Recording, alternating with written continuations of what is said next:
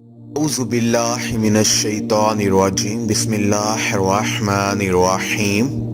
حضرت علی رضی اللہ تعالی عنہ کی خدمت میں ایک دفعہ ایک عورت تشریف فرما ہوئی اور آ کر کہنے لگی، اے علی المرتضیٰ رضی اللہ تعالی عنہما، آپ شیر خدا ہے۔ اللہ کے رسول حضور پاک صلی اللہ علیہ وآلہ وسلم نے آپ کو علم کا دروازہ قرار دیا ہے۔ میں آج آپ کی خدمت میں ایک سوال لے کر آئی ہوں، آپ مجھے اس کا جواب دیجئے، کیونکہ مجھے اس سوال کا جواب بڑی شدت سے درکار ہے۔ حضرت علی کرم اللہ وجہ رضی اللہ تعالی عنہ نے فرمایا، اے عورت، واقعتاً مجھے اللہ کے رسول صلی اللہ علیہ وآلہ وسلم نے،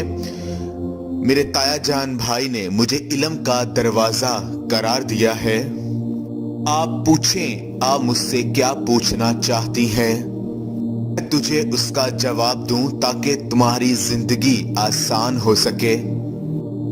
وہ عورت نے جب حضرت علی رضی اللہ تعالی عنہ سے کہا کہ اے علی، میں کسی مرد سے بے پناہ محبت کرتی ہوں اور وہ شخص بھی مجھ سے بہت ہی شدت سے محبت کرتا ہے، میں اس شخص سے محبت کرتی ہوں صرف اور صرف اپنی روح کی تسکین کے لیے، لیکن وہ شخص مجھے چھونے کی کوشش کرتا ہے، وہ شخص میرے جسم کی جانب اپنا ہاتھ بڑھانے کی کوشش کرتا ہے، وہ مجھے چھو کر اپنی نفسیانی خواہشات کا اظہار کرنا چاہتا ہے۔ اے علی المرتضیٰ رضی اللہ تعالی عنہما، میں آپ سے پوچھنا یہ چاہتی ہوں، کیا اگر وہ میرے جسم کو چھو لے، اگر وہ اپنی نفسیانی خواہشات کو پورا کر لے، اگر وہ اپنے نفس کی بھوک مٹا لے، تو کیا یہ جائز ہے؟ کیا میں اس کے ساتھ اپنے جسم کو شیئر کر سکتی ہوں؟ کیا ہم آپس میں مباشرت کر سکتے ہیں بغیر شادی کے؟ جب حضرت علی رضی اللہ تعالی عنہما سے یہ پوچھا گیا تو علی المرتضیٰ رضی اللہ تعالی عنہما نے فرمایا، اے عورت، محبت وہ ہوتی ہے جس محبت میں ایک انسان دوسرے انسان کی عزت کرے۔ ادب پہلا کرینہ ہے محبت کے کرینوں میں، کہ اگر کوئی کسی سے محبت کرتا ہے تو سب سے پہلے وہ اس کی عزت کرتا ہے۔ اگر وہ شخص تمہاری واقعتاً عزت کرے، اس کا مطلب یہی ہے کہ وہ شخص تجھ سے سچی محبت کرتا ہے۔ لیکن اگر وہ شخص صرف تمہارے جسم کو چھونا چاہتا ہے، صرف تم سے جسمانی یا نفسیانی خواہشات کو پورا کرنا چاہتا ہے، تو اس کا مطلب یہ ہوا تو یہ خالصتاً مفادات کا رشتہ ہے، اور جس میں محبت کا دور دور تک کوئی بھی نام و نشان موجود نہیں ہے۔ تو لہٰذا اگر تمہیں یہ لگتا ہے کہ محبت ہے تو پھر تم غلط ہو، یہ محبت نہیں ہے، بلکہ یہ تو سراسر اپنی لذت کو پورا کرنے کے لیے ایک گنہونا طریقہ کار ہے، اور اسی کے اوپر تم لوگ اپنی زندگی بسر کر رہے ہو۔ خواتین و حضرات، اصل محبت کا تعلق انسان کی زندگی کے اس لمحے سے ہوتا ہے جس لمحے میں اسے یہ احساس ہو جائے کہ کوئی شخص مجھ سے پیار کرتا ہے، وہ اس چیز کو سوچتے ہوئے اس کا دل اور دماغ روشن ہو جائے اور وہ مزید دنیا سے کسی بھی چیز کی توقع نہ کرتا ہو، کیونکہ وہ یہ چاہے اور جانے کہ میں زندگی میں جو چیز چاہتا تھا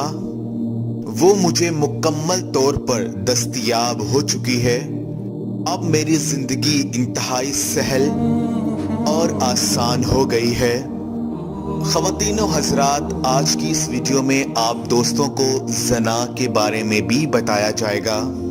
اس کے بارے میں اسلامی ارشادات ہیں کیا؟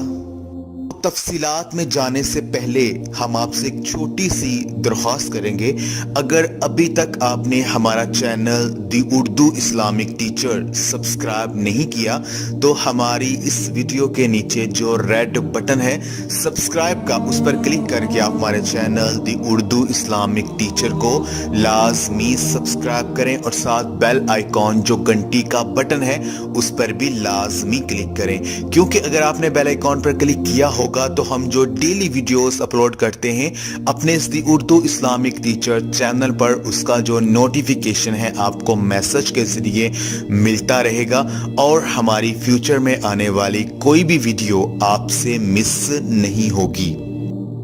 خواتین و حضرات، ایک دوست نے ہم سے یہ سوال کیا، وہ کہتے ہیں کہ شادی سے پہلے اگر بیوی نے زنا کیا ہو اور اس کے شوہر کو شادی کے بعد اپنی بیوی کے زنا کے بارے میں معلوم ہو جائے تو اس شوہر کو کیا کرنا چاہیے؟ تو خواتین و حضرات، اس سوال کا جو جواب ہے وہ ہم آپ کو دیتے جاتے ہیں کہ اس کا فتویٰ جو ہے وہ کچھ یوں بیان کیا جاتا ہے کہ ایک آدمی نے کسی بازاری عورت سے شادی کی ہے اور شادی سے پہلے یہ مرد اس عورت سے ناجائز تعلقات قائم کرتا رہا ہے اور اب انہوں نے شادی کر لی ہے۔ ہمارے قاری صاحب کہتے ہیں کہ جس سے زنا کیا جائے اس سے نکاح نہیں ہو سکتا۔ قاری صاحب کی یہ بات درست ہے، واقعی ہی یہ نکاح حرام ہے۔ اللہ تبارک و تعالی ارشاد فرماتے ہیں سورۃ نور کے اندر، اور یہ حرام کیا گیا ہے یہ اوپر ایمان والوں کے، زانی کا زانیہ یا مشرکہ کے ساتھ، اور یا زانی کا زانیہ یا مشرکہ کے ساتھ نکاح مومنوں پر حرام ہے۔ حافظ ابن قیم رحمت اللہ علیہ فرماتے ہیں اس مقام پر ذالکا اسم اشارہ سے زنا مراد دینا ضعیف اور کمزور ہے۔ نیز نکاح کے سلسلے میں اللہ تبارک و تعالی کا یہ فرمانا کہ وہ پاک دامن ہو، نہ اعلانیہ زنا کرنے والی، نہ چھپے یاروں والی، اور بیان کرنا اس بات کی دلیل ہے کہ نکاح منعقد ہونے کے لیے مرد اور عورت دونوں کا پاک دامن ہونا بہت ہی ضروری ہے۔ خواتین و حضرات، مزید تفصیل کے لیے سورۃ نور کی آغاز والی آیات کو پڑھا جا سکتا ہے۔ زانا اور زانیہ جو ہے اگر زنا کے وقت توبہ کر لے، اور جو زانی مرد ہے وہ بھی زنا کے وقت اگر توبہ کر لے، اور ان کی توبہ کا مبنی بر اخلاص ہونا، پھر بعد از نکاح دونوں کا آپس میں نکاح ہونا درست ہے۔ اسی حوالے سے ایک اور حدیث میں یہ پوچھا گیا ہے کہ اس آیت کریمہ کے کیا معنی ہے؟ زانی مرد صرف زانیہ اور مشرکہ عورت کے سوا کسی سے شادی نہیں کر سکتا، زانیہ سے بھی زانی اور مشرک مرد کے سوا کوئی بھی دوسرا مرد شادی نہیں کر سکتا، اور ان بدکاروں سے نکاح تمام مسلمان اور اہل ایمان والوں کو حرام ہے۔ ایسا کرنے سے انسان میں ایمان ختم ہو جاتا ہے اور وہ مشرک ہو جاتا ہے۔ تو خواتین و حضرات، جو شخص اس جرم کا ارتکاب کرے اور وہ اس کی حرمت کو جانتا ہے اور اس حکم کو جانتے ہوئے محض اپنی جسمانی خواہش اور نفسیاتی خواہش کو پورا کرنے کے لیے اس بدکار عورت سے شادی کرتا ہے تو وہ بھی زانی ہوگا، کیونکہ اس نے ایک ایسا حرام عقد کیا ہے، کیونکہ جس کے بارے میں وہ یہ جانتا بھی ہے کہ یہ حرام ہے اور وہ یہ جانتا ہے کہ حرام شرمگاہ سے لطف اندوز ہونا اسے جائز قرار نہیں دیتا، لیکن پھر بھی وہ یہ کام کر رہا ہے۔ تو خواتین و حضرات، یہ تھی ہماری آج کی یہ ویڈیو۔ تو ہمارا بنیادی مقصد یہی تھا کہ آپ کو جو صحیح انفارمیشن ہے اس سے روشناس کروایا جائے۔ تو اگر آپ کو ہماری یہ آج کی ویڈیو پسند آئی ہے، اس کو لائک ضرور کریں اور دوسرے مسلمان بہن بھائیوں کے ساتھ بھی لازمی شیئر کریں۔